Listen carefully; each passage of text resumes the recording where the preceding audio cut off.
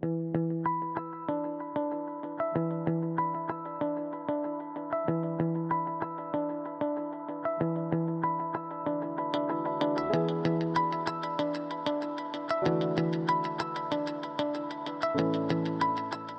morning, everyone.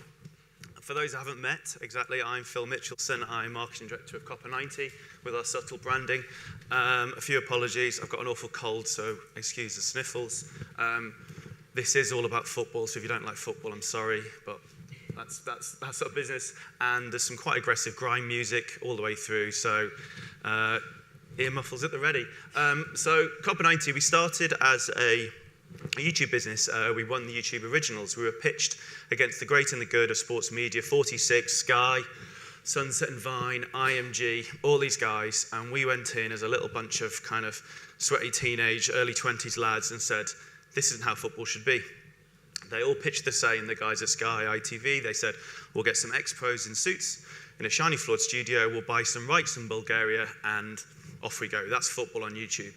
We said, actually, no, we'll do a complete 180, flip the cameras away from the multimillionaires on the pitch.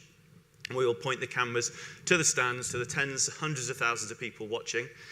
Make them the heroes, make them the stars of the show, tell their stories, because football, there's stories coming out every day, and actually, we built a football media business with no rights. We had less money than GE did, and we managed to create a business with no football rights ever.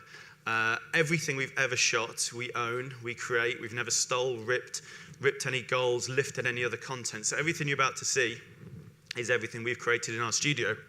I forgot my clicker. So yeah, I'm Phil. Please pop me any messages on Twitter if you've got any questions that are too embarrassing to ask over a coffee later. So we are ultimately how football feels. You go to Sky, you go to ITV to find out the score. You come to us to find out how you feel about it. For us, it's the goosebumps, the tears, the cheers, the kind of when the hairs stand up on the back of your neck. And we've kind of been going about 5 years now. We do about 90 to 100 million video views a month.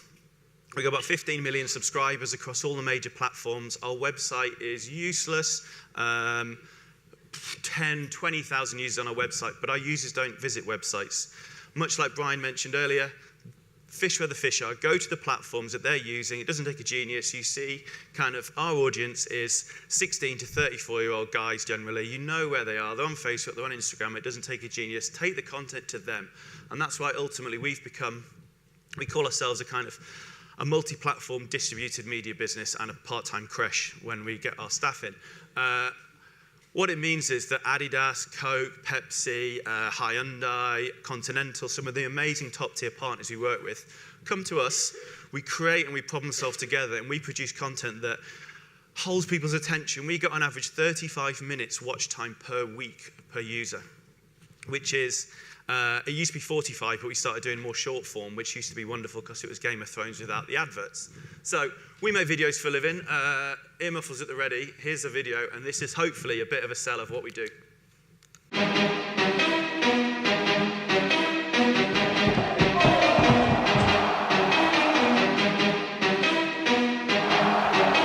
That's Channel 9. It's a regular TV channel. They want to talk to the RBB, the Active Supporters Wanderers. They're not talking. Guess who they're talking to? Copa 90. Look at the suit. Look at him walking off. Ah! If you don't know your structure, your identity, your philosophy, etc., there's a problem.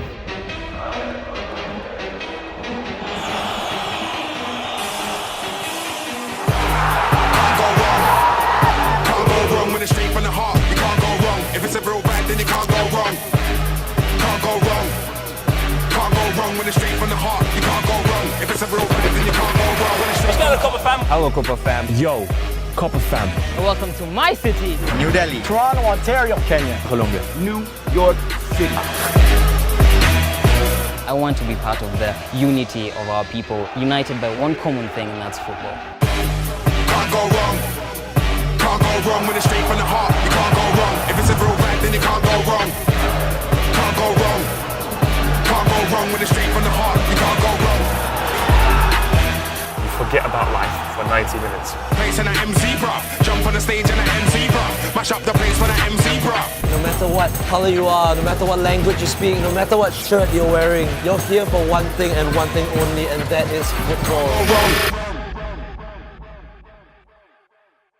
Child Assault on the Senses at 10:35. So that's it. We shoot everything there, and hopefully that gives you an idea of the breadth of content we produce. It could be little kids screaming at FIFA, all the way through to Italian documentaries subtitled with kind of Juventus tattoo artists who tattoo the players, and it's the stories through those. So it's the full gamut of content. We're very lucky to work in a niche, but our niche is 3.5 billion people love football. So everything we do is laser focused to football. We used to make music videos for Calvin Harris, Paolo Nutini, Busted, McFly. We created a thing called Who Killed Summer. We wrote You, Me and the Apocalypse for Sky One. We created all these, but actually we realized that the focus was football, and if we do the one thing and one thing amazingly, we can get an audience and a community and a bunch of people who love this. And as Brian says we're bringing people together.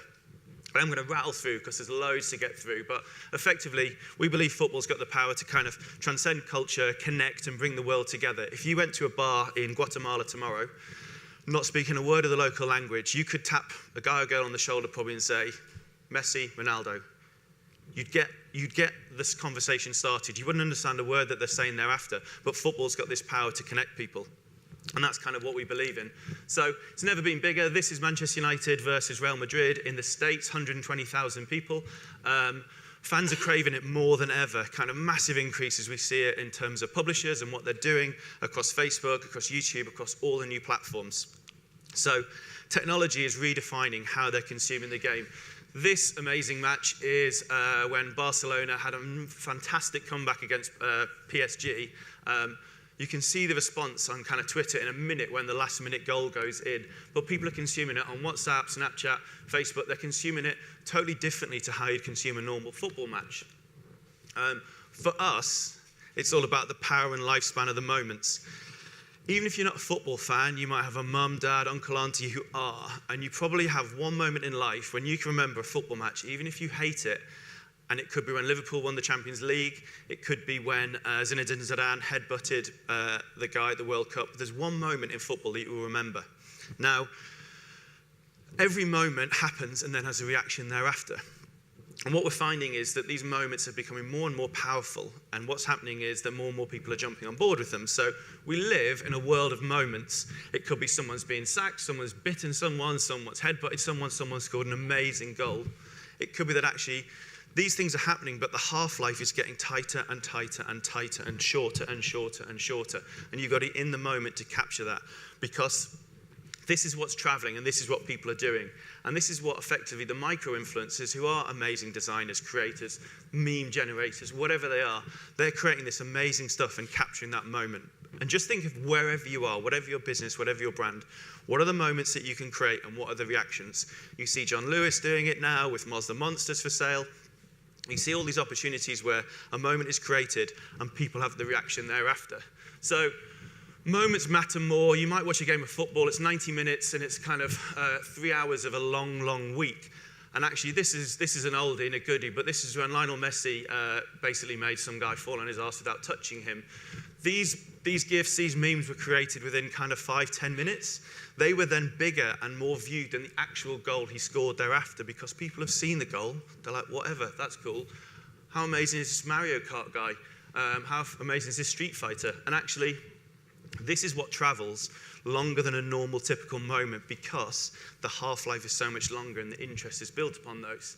So we basically call it Generation Memulator. Everything people are doing, you're doing it with your friends when you see their pictures on Instagram, you're taking the mickey out of them there, you're doing it with strangers, and the audience we're dealing with, this kind of super digital savvy, mass consumers, this is who we work with, so this kind of memulator world. And then when it comes to kind of influence piece, we deal with an audience who are super digital savvy.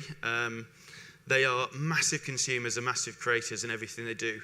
But what we need to think of is that competition to us isn't the Football Daily, it's not Sky Sports, it could be Ed Sheeran, it could be your girlfriend, it could be homework, it could be going to the office. It's minutes in the day, much like Netflix, biggest competitor is sleep.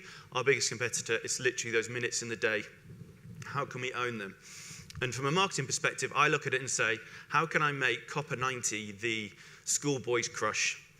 If you think about those relationships and those love of your lives you had when you were 15, 16, 17, 18, 19, 20, Think of everything you did. You got up, you checked your phone for a message from them. You looked at their Instagrams, you stalked their Instagrams, you sent them pictures, you sent them messages through the day. You went out a lunch break at school. You were on your phone, see what you were doing. You were stealing glances across class. How can I take that behavior and bring it into Copa 90 and make Copa 90 the schoolboy's crush? So when they get up, they're looking at our messages on Twitter. They're looking at our Instagram stories. They're sneaking a glimpse of the content we've made. And we get to the point now where we are looking at, say for instance, Snapchat for us. We know it's got its problems and its ups and downs, but a certain audience adore it.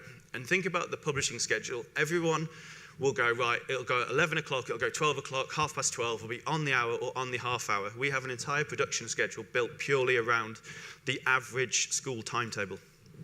So the best time to drop content is about 7:30, 7:45, because that's when the kids are up, they're getting on the bus, they're consuming it on the way to school. Every other Snapchat story we drops at 5 minutes to the hour, so that moment you walk between maths and geography and you think, oh, I haven't done my homework, they've all got their phone out, we're top of Snapchat stories, we're top of Instagram, and actually these little micro moments are then building on Brian's point. You take that audience of one who's seen an amazing piece of content as he's moved between maths and geography. I almost want that to be the reason he's being told off in geography by the teacher, because he's talking about what we've just presented him. So when you think of the life cycles, and everyone's different and they're consuming it, but we go super niche and we build it only for those people. Think of the platform promises for everything you do. Your Facebook should be totally different to what you're doing on Instagram, which should be totally different to what you're doing on Snapchat. But timing and publishing will always resonate in whatever you're doing. Whoever your audience are they night shift? Are they long-distance lorry drivers? Do they happily take long form? Can you download things while you're asleep?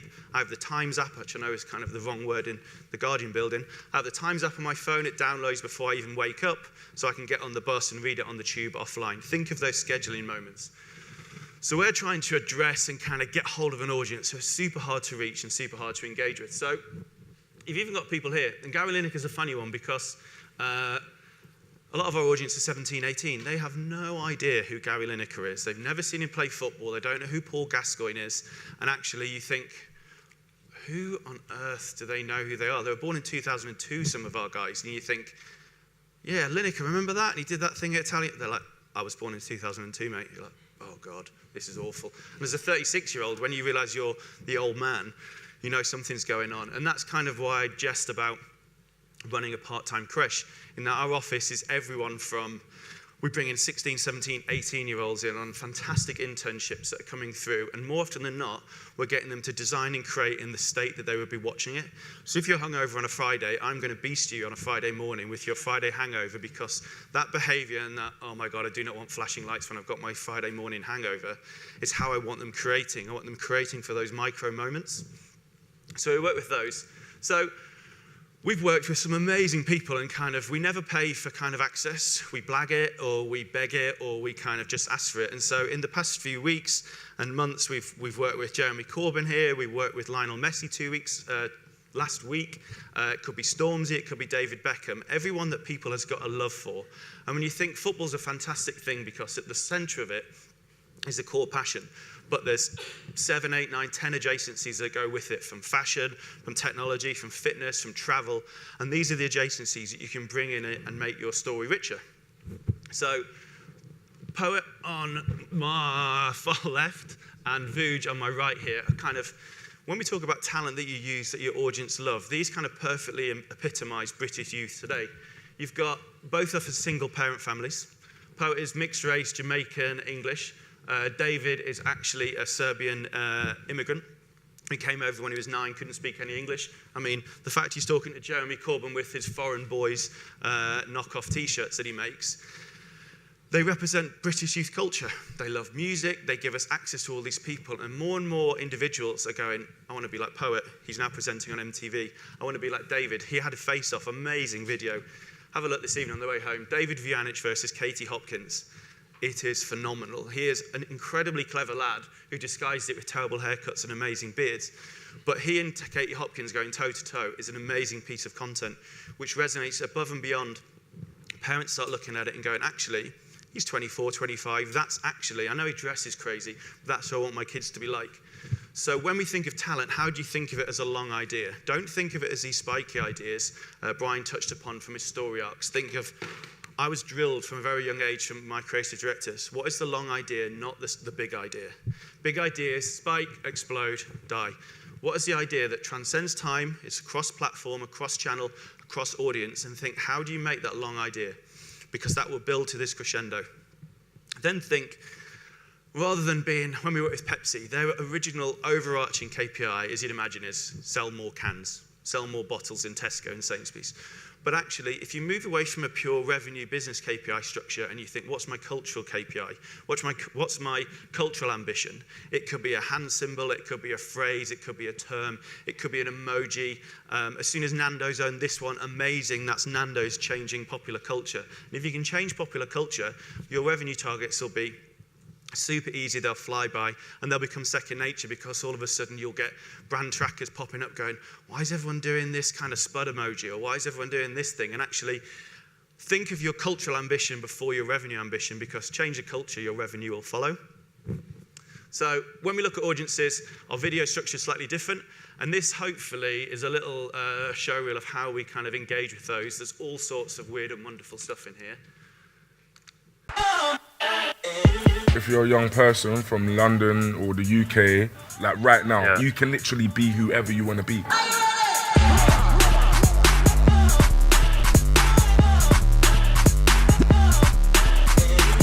Corbin, are you Wenger in or Wenger out? Wenger in. All right, I really want to know why. But it just comments below. Copa fam! I love you lot, man. Yo, Copa fam! Are you better looking than Jacko? It was a mad thing. What footballer do you think would be the best grime MC? So out of the footballers you know, Balassi. Balassi? Yeah. I'll just bring You got bars. You got bars, move, man. Light as well, man. Yeah, man. Both of you got bars, light, bro. Yeah, but you know, we keep them like in our pocket, you know? Just Yeah, like, man, you both when they're got ready, bars. like little Polly pocket. Fresh. Oh my days.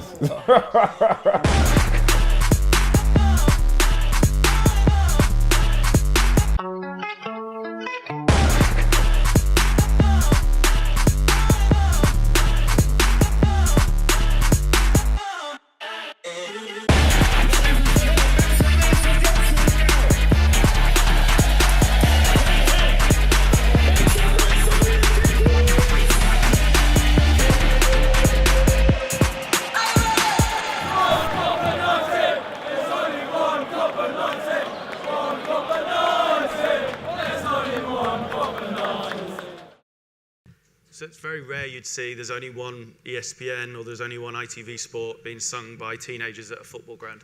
And that's kind of hopefully where the kind of influence builds and builds. Some of the faces you saw there from all around the world are a part of our creator network. We ran a competition called Best Job in the World. We're looking for presenters on each of the continents across the world. And with that, we found our lead presenters amazing, but what we also found was a richness that kind of sat below those. So we've now got approaching 1,500 creators across the world, one for every Premier League team, one for every Championship team, one in most major cities across the world. And we're super excited for Russia because our perceptions are changing of Russia as we get closer and closer, but in a heavily propaganda-laden media environment, we will have 200-300 kids who will have phones in their hands, WhatsApp on it. Everything will be produced and edited probably through WhatsApp as a medium, and actually we'll get the truest form of comms coming out of that. So with that, it gives you an amazing opportunity to reach into New Delhi, to Singapore, to Jakarta, and actually look and think, this is what they want in that market. It may be weird when you look at how Brazil work. Their internet structure is almost late 90s in the presentation, in the fact they're still using memegenerator.com, but it works, they get phenomenal views.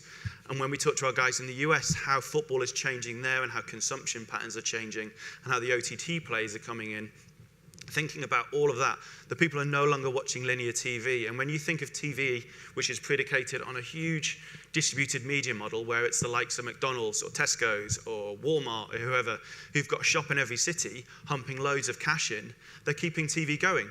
But all of a sudden with the kind of proliferation of these niche businesses, it could be yoga pants for pregnant women.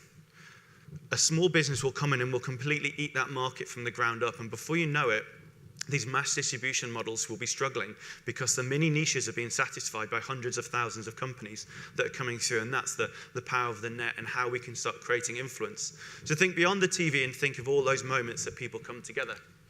So to round off, I've got 10 things that hopefully there'll be 1 or 2 nuggets that resonate with each of you. There are 211 days to the World Cup. You may think that's fantastic, you may think that's horrendous, but brands probably, if we slash the 2 off, they'll probably start coming to me with about 11 days to go going, oh my God, please help me. But brands are starting to wake up to the World Cup, and Russia as a whole is an interesting place and how that's going to work. So when we think of things, so we're moving away from 90 minutes to the moments and memes. I've touched upon it earlier, but no one's really got time to watch 3 hours of football on a Saturday without getting told off or not getting anything done. They want to consume these opportunities. These goals here, these animated ones we did for the Euro 2016, and we redrew every single goal scored at the Euros within 45 minutes, and we pushed them out on a Facebook Messenger. So we had a team of animators sitting, waiting for the goal, done. But actually, it's this stuff, this Gareth Bale stuff, the Welsh Dragon, which you can imagine will fly so much further and faster than any normal Gareth Bale goal. Hand over the power. Someone mentioned it earlier. I think it's a GE guy saying, actually, give your fans, give your customers, give your staff the power to control this. So on the left, you've got Rio, Alan Shearer, Alan Hansen, Gary Lineker. 17-year-old will have never seen any of these play football, probably bar Rio Ferdinand. And they don't really know who they are. And that image there is in Ipanema Beach. It's the BBC in probably a £10 million studio in a glass box, elevated above the fans on the beach, separated in their suits, sweating. We were actually, if you were to punch in, on there having a barbecue, tops off, bikinis on, having a great time. And that's where the true life and soul of the World Cup comes. So imagine if you handed over the power to, well, these two are brothers, far left and far right. Imagine you handed over the power to those and told the story of the Euros delivered by fans.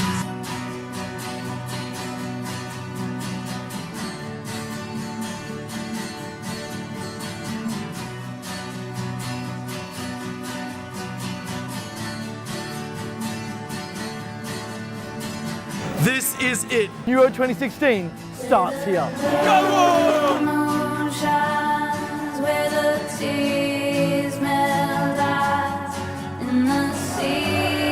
We've got fans on every single corner of Europe who are going to show you just what effect the tournament is having in every single competing nation. It's about the different culture of football. It's about to show to the world how we play football. So that was a tournament we produced, 26 people in France, 26 in the home nations. They all came together. We produced a show that lived on ITV's digital hub. This was the feels to match the facts. So ITV had Le Petit highlights, which was the goals from the game. We produced a complimentary shoulder programming to show the world how it was feeling about it. Next one, this is kind of, think of irreverence, think of consumers. On the left is Soccer AM. It's been going around God knows how long, 20 odd years probably now. It gets about 300,000 views, 300,000 viewers every Saturday morning. Granted, it's a big show, but it's a tried and tested format that in the new world of football and the new world of consumption is dying. On the right is a little mashup. I think it's one of the things I showed Andrew, who thought, what on earth is this? This is a show we created. It was the biggest football show pretty much in the world at the time. It was getting, on average, between 2 and 4 million views a week. It was getting 500,000 shares an episode.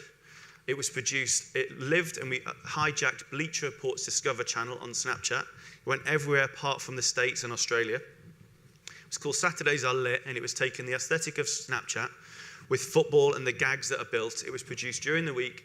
It was built effectively Thursday, Friday, dropped Saturday morning.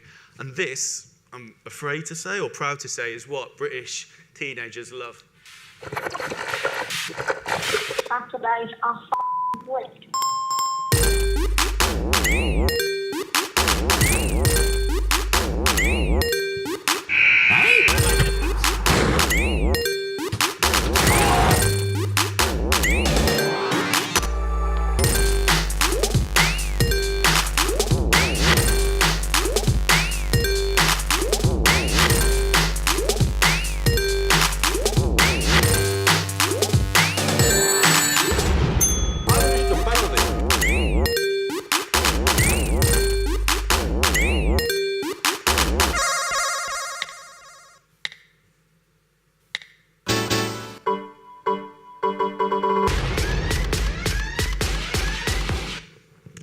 get it either.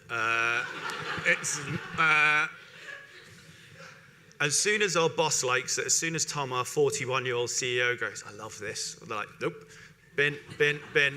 Imagine the brains that come up with this week in, week out. We take over Paul Pogba's phone some weeks. We do international breaks. We do everything. And this is getting, say, between 2 and 4 million viewers every Saturday. For one of the final few episodes, we were like, do people actually like this, or are they just kind of watching it? So one of the lads was like, I'll just put my phone number on. So on the opening tile, he put his mobile number on. And I don't know if you've ever seen a phone that's had all the missed calls, but he actually had to put it in the fridge because he had like tens of thousands of missed calls coming through. And then we actually put a phone line in the office that people could ring in and go, you fucking shit, or we love you, and we're like, oh my God. And then we'd go, there's actually real people making this with feelings, and they're like, I'm so sorry, I was only joking. But we took all of the voicemails and made an entire episode purely of the voicemails at these teenage, and it's really a big hit in North England. A lot of like Doncaster, Geordie kind of borough crowd coming together. So the voice you heard at the beginning was one of the voicemails. So using that, empowering your fans, making them the heroes. Granted, it's bananas. Then it's kind of how do you share things? So we have this kind of sweet spot where cross the line without overstepping the mark, and that is your kind of sweet spot. So I'll play you like 15 seconds of how ITV bring in a tournament.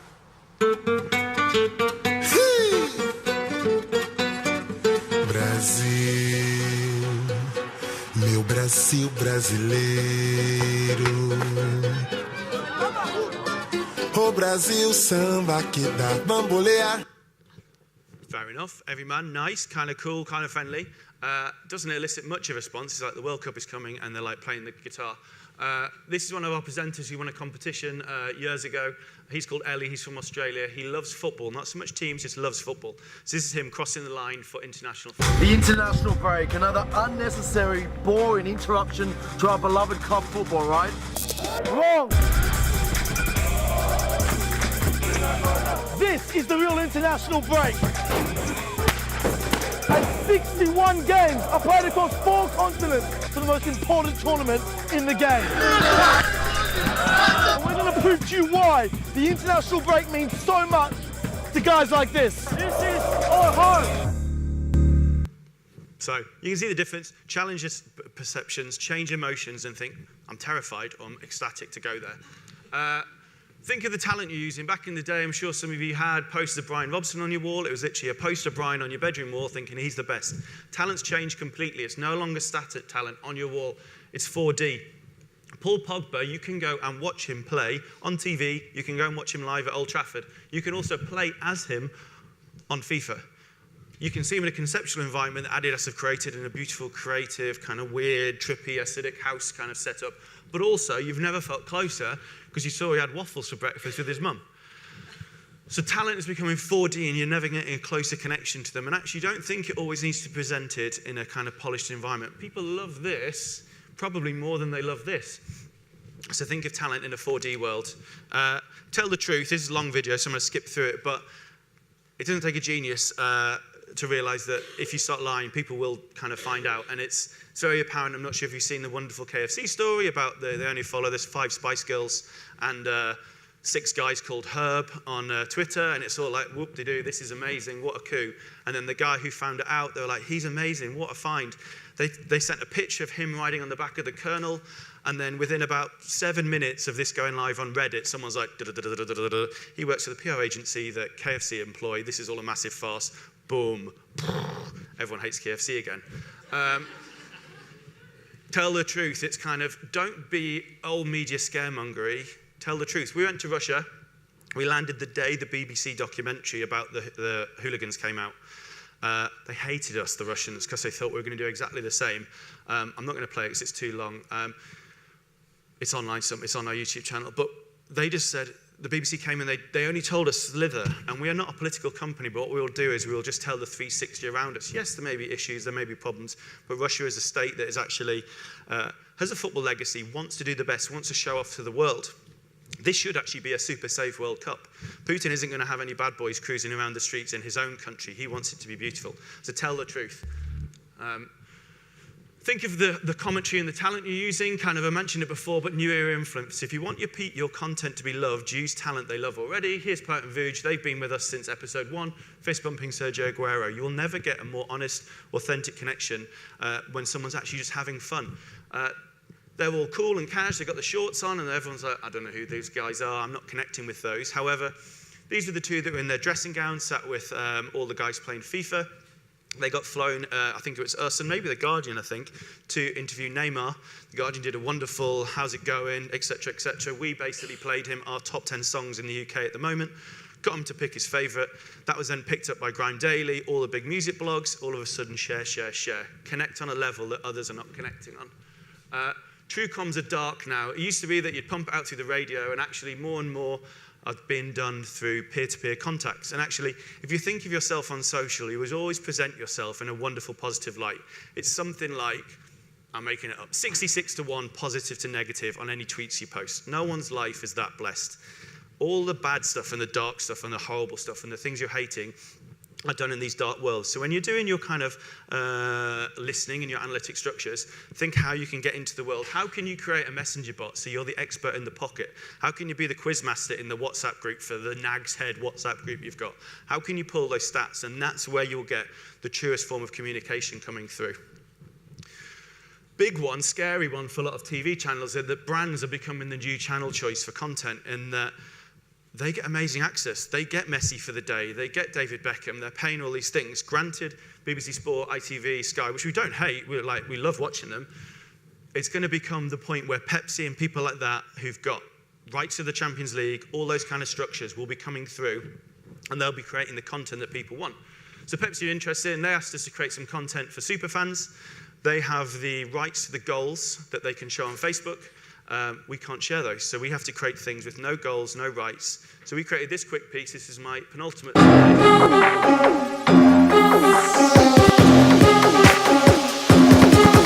Yeah.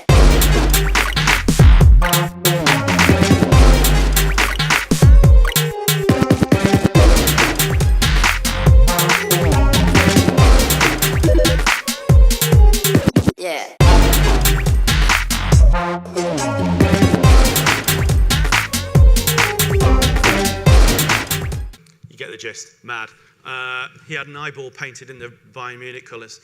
This gets much longer watch time because of things people are not seeing. You connect to the Bayern Munich contact groups. They will like and share and pull it through, and it's reaching those niches. Last but not least, don't think about just retrospectively reporting what's happening. So this is a piece on the right we did. It's kind of how can you set the agenda in everything you're doing. We went to see Patrick Vieira when he was managing or coaching New York City FC. We just asked him this very simple question. There was Roy Keane and there was myself. Careful, am I not gonna allowed to go to Ireland anymore? No, you can, it's cool. What's going on, Copa fam? It's myself and Vuj, and we are here to interview the Arsenal legend himself in New York, Mr. Patrick Vieira.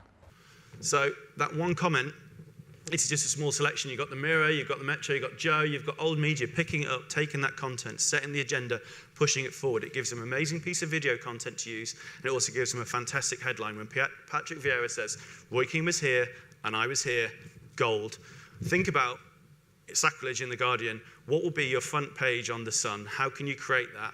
And actually, this is what you should be doing. How can you set the agenda in whatever you're doing? Because why play to retrospective reporting when you can set the agenda? Thank you very much. I'm a minute over.